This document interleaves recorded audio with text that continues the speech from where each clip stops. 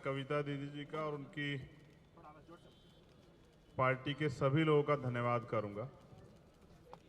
एक धन्यवाद तो आज के लिए और एक धन्यवाद पहला कि जब इस देश की सरकारें किसी के विरोध को बर्दाश्त ना करें और उसकी हत्या पे उतर आएं और आपके उस बुरे समय में कोई आपके साथ खड़ा हो। मुझे कहने में कोई परहेज नहीं है कि जब 21 तारीख का हम लोग दिल्ली में प्रोटेस्ट कर रहे थे, मेरी एक बार की बात पे दीदी ने अपनी पार्टी के 4 मेंबर ऑफ पार्लियामेंट को वहां भेजा और अन्याय के खिलाफ उस आवाज को बुलंद किया, जिसको आज हम देख रहे हैं कि देश भर में किस तरह से लड़ने वालों के साथ अन्याय किया जा रहा है, किस तरह से CBI, ED, income tax, NIA, झूठे मुकदमे, जेल, जो लोग देश के लिए लड़ रहे हैं उनको डराया जा रहा है। फिर उन्होंने मुझे इनवाइट किया था कि एक दिन घर आना पड़ेगा खाना खाने के लिए। तो हैदराबाद का खाना भी बड़ा मशहूर है, लेकिन उससे अच्छा ये है जो हमारे पीछे हम लोग देख रहे हैं। इसकी टोटल ऊंचाई है 175 फीट, टोटल नीचे से लेके ऊपर तक। अच्छी बात यह है तेलंगाना में कि सिर्फ यहाँ बाबा साहब अम्बेडकर की स्टैचू नहीं लगाई गई, उनके विचारों पे भी कि ये वंचित वर्गों को अपलिफ्ट करने के लिए भी बहुत बड़ा काम हो रहा है। पिछले 2-3 घंटे मैंने जाना किस तरह से यहाँ की सरकार इस प्रदेश में हाशिए पे जो समाज था, दलित, बैकवर्ड, माइनॉरिटी, शेड्यूल ट्राइब, उनको ऊपर खड़ा करने के लिए, उनको मेन स्ट्रीम में लाने के लिए किस तरह का प्रयास कर रहे। मुझे बड़ा अच्छा लगा कि इनकी करनी, कथनी और करनी में ज़्यादा फर्क नहीं। इनकी कथनी जो है उसी तरह से ये लोग काम भी कर रहे हैं और मैं धन्यवाद देता हूँ पुनः इस बात के लिए, एक इस निर्माण के लिए कि जहाँ लोगों ने बाबा साहब अम्बेडकर को, इतिहास को इस देश से भुलाने का काम किया, इतिहास में जहाँ पढ़ा जा रहा था वहाँ से हटाने का काम किया, वहाँ आप लोगों ने इतना बड़ा जो है बाबा साहब अम्बेडकर का स्टैचू लगा के ये साबित किया। और फिर इसके बाद बराबर में ही हमारी जो सेक्रेटरीट है उसका नाम ही डॉक्टर बाबा साहब अम्बेडकर के नाम पे रखा। ये भी एक बहुत बड़ी उपलब्धि।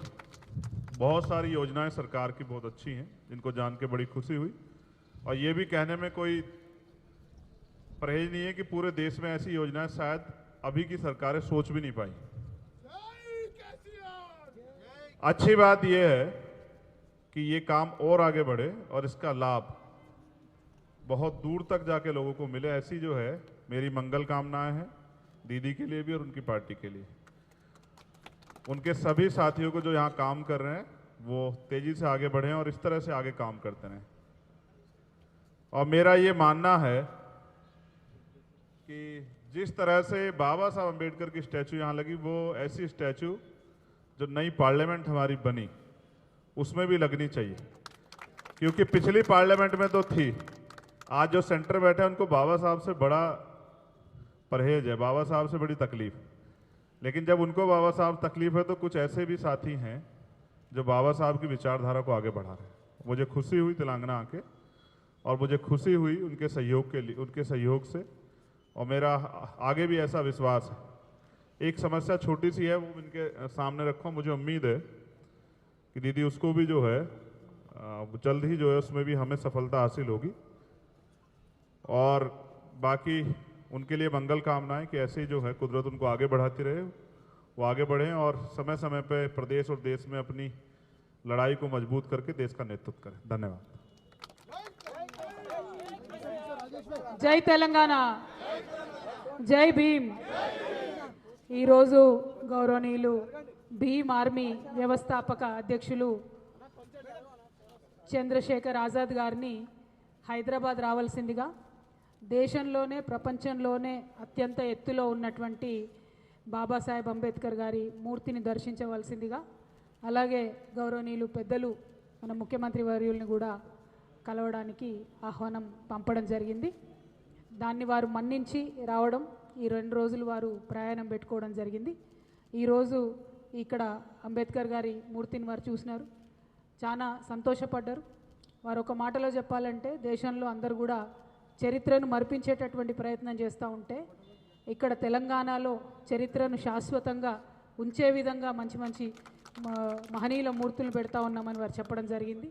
చాలా సంతోషం.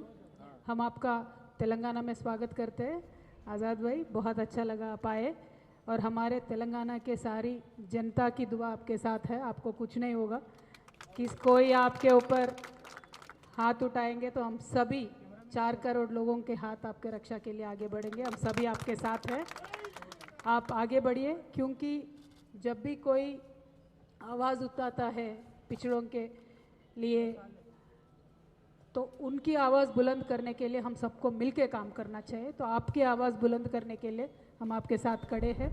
आप आए, बहुत अच्छा लगा, और आपने मूर्ति भी देखी। जो कमिटमेंट केसीआर साहब की है दलित वर्गों के पक्ष में, बीसी वर्गों के पक्ष में, माइनॉरिटी के पक्ष में, हम सबके साथ खड़े हैं।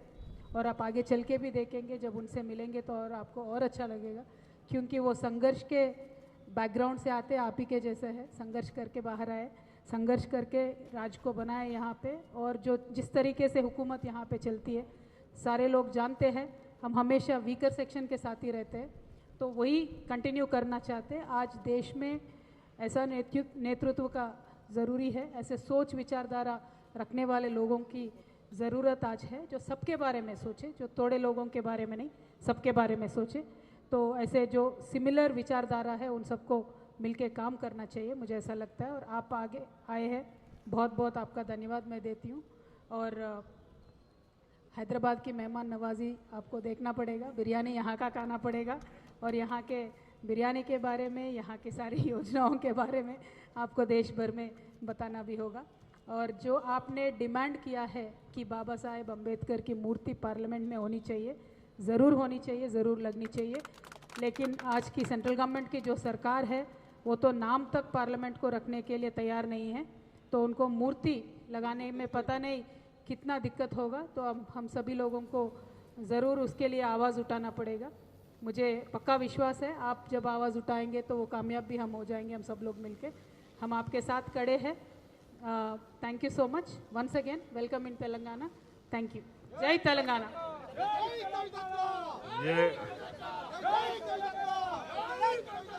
ये एक अच्छी बात है। मैं पुनः उनके समर्थन का धन्यवाद देता हूं, और मैं ये भी बता देता हूं कि जब कोई ईमानदार लड़ाई लड़ता है उसको ज़्यादा कुछ होता नहीं है, दुश्मन प्रयास कर सकते हैं। आप लोग भी ऐसी लड़ाई यहाँ लड़ रहे हैं, मेरी मंगल कामनाएं केसीआर साहब के लिए भी। और यहाँ जो हमारी भीम आर्मी की टीम है उनको भी बहुत बहुत धन्यवाद, और तेलंगाना की पूरी जनता को मैं दिल से धन्यवाद देता हूँ। वो इस तरह से विकास के रास्ते पर आगे बढ़ते रहें। बहुत बहुत धन्यवाद। जय भीम, जय भारत।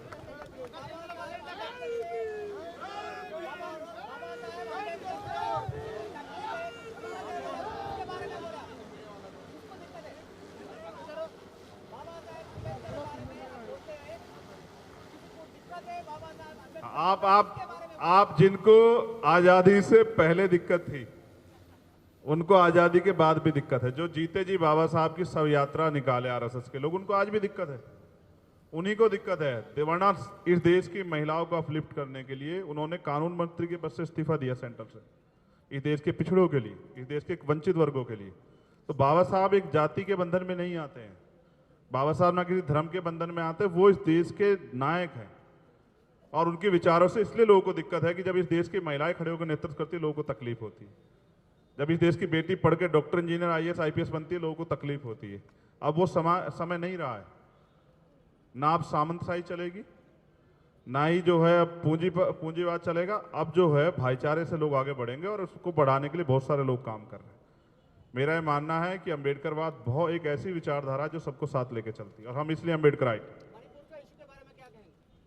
इससे बुरा नहीं हो सकता है जिन्होंने वो वीडियो देख ली हो। पहली बात तो जो जिनके घर में, जो उनके यहाँ परिवार, वो उस वीडियो को पूरा देख नहीं सकते हैं, और जिन्होंने देखी होगी, मेरे जैसे लोग, उनको नींद नहीं आई, एक नहीं कई कई रात।